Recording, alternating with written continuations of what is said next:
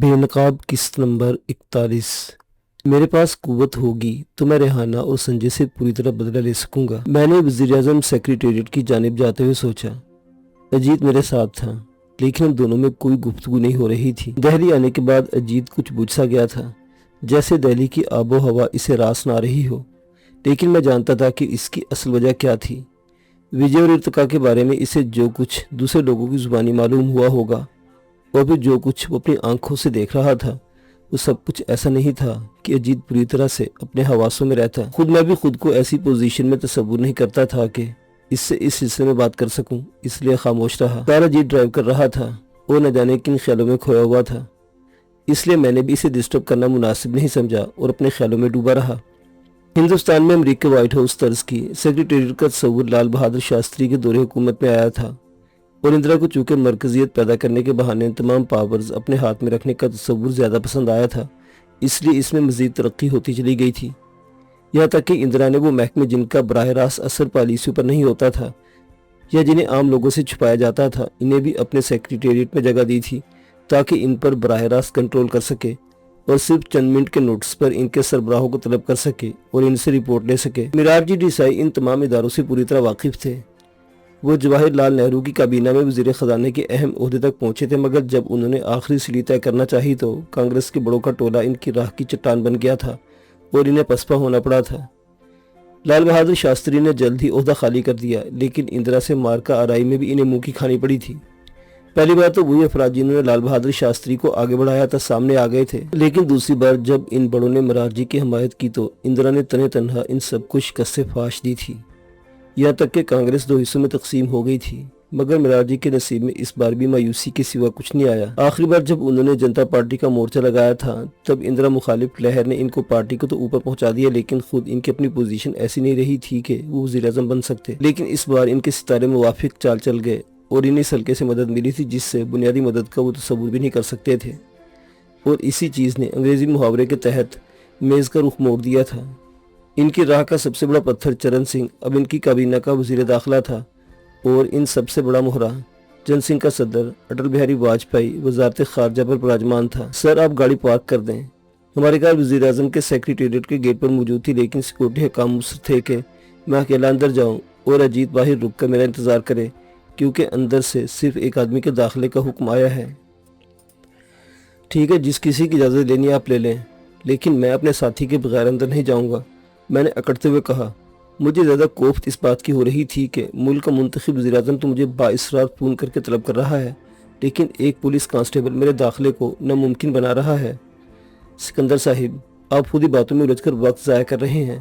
اجیت نے مجھ سے کہا تھا اگر مرارجی صاحب میٹنگ کے لیے نکل گئے تو ہمارا آنا بیکار جائے گا۔ اس کی بات میں وزن تھا، لیکن میں اکیلا اندر نہیں جانا چاہ رہا تھا۔ تم یہاں باہر رک کر ان لوگوں کے ساتھ رہو گے، میں نے سیکریٹریٹ کے باہر موجود لوگوں کے جمع غفیر کی جانب اشارہ کرتے ہوئے کہا۔ اس سے میری عزت کم نہیں ہو جائے گی، اس نے مسکراتے ہوئے کہا، اور آپ اندر جاتے میرے داخلے کا پاس بھجوا دیجیے گا۔ اس نے ایک معقول بات کی تھی اور اس کے ساتھ ہی میں پولیس والے کو گھورتا ہوا اندر چلا گیا۔ اندر جاتے میں اتنا دیکھ سکا تھا کہ اجیت پولیس والے کے اشارے پر گاڑی اس کی بتائی جگہ پر پارک کر رہا تھا۔ سکندر صاحب، وزیر اعظم صاحب آپ کا بڑی بے چینی سے انتظار کر رہے ہیں۔ سیکریٹریٹ میں میرے داخلے کے فوراً بعد جیسے ہی میں نے وزیر اعظم کے دفتر کے باہر استقبالیہ پر اپنا تعارف کروایا، وہاں موجود شخص نے اٹھ کر مجھ سے مصافحہ کرتے ہوئے کہا، سکندر صاحب کو فوراً پی ایم صاحب کے پاس لے جاؤ۔ اس استقبالیہ پر موجود ایک باوردی چپڑاسی کو حکم دیتے ہوئے کہا، میرے ایک ساتھی کو باہر روک دیا گیا ہے۔ میں نے اس سے کہا، آپ نام بتا دیں، میں بھی بلوا لیتا ہوں۔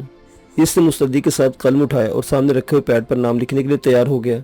اجیت نام ہے۔ میں نے اجیت کا نام بتانے کے ساتھ کار کا نمبر بھی بتا دیا تاکہ باہر والوں کو اسے تلاش کرنے میں دشواری کا سامنا نہیں کرنا پڑے۔ آپ چلے سر، میں انہیں بلوا لیتا ہوں۔ نام اور کار نمبر لکھنے کے ساتھ اسے پوری مستعدی سے کہا اور میں اس چپڑاسی کی رہنمائی میں آگے بڑھ گیا۔ اچھا وہ سکندر تم آ گئے، ورنہ میں اٹھنے والا تھا، مرارجی مجھے دیکھتے ہوئے کہا۔ ابھی میں بیٹھنے کا ارادہ ہی کر رہا تھا کہ انہوں نے اچانک کھڑے ہوتے ہوئے کہا، ایسا کرتے کہ باقی باتیں راستے میں کر لیتے ہیں۔ اس کے ساتھ ہی وہ میز کے پیچھے سے نکل آئے۔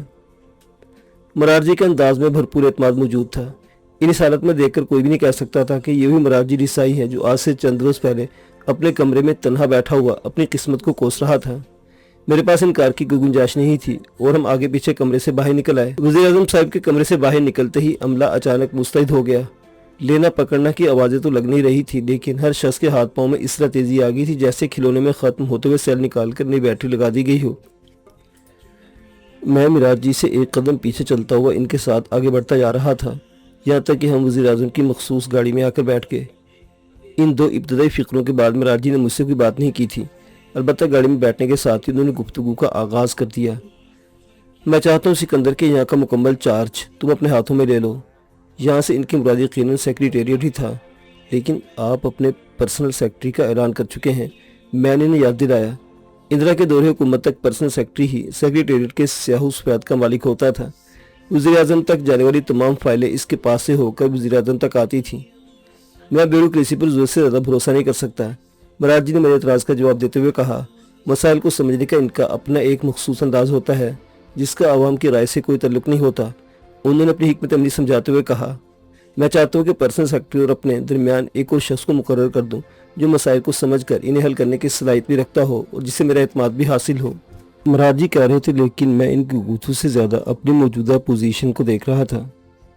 वज़ीर आज़म की बुल प्रूफ गाड़ी मुहाफिजों और सायरन बजाती गाड़ियों के जलों में 150 किलोमीटर की रफ्तार से रवां थी और मैं खुद पर गौर कर रहा था कि चंद महीने पहले तक मैं इस बात का तस्वुर कर सकता था कि मैं दुनिया की सबसे बड़ी जमहूरियत के मुंतखब वज़ीर आज़म के साथ यूँ सफ़र कर सकूँगा। मुझे मालूम है कि तुम मुझसे नाराज़ हो, लेकिन यकीन करो सिकंदर, मैं मजबूर हो गया था।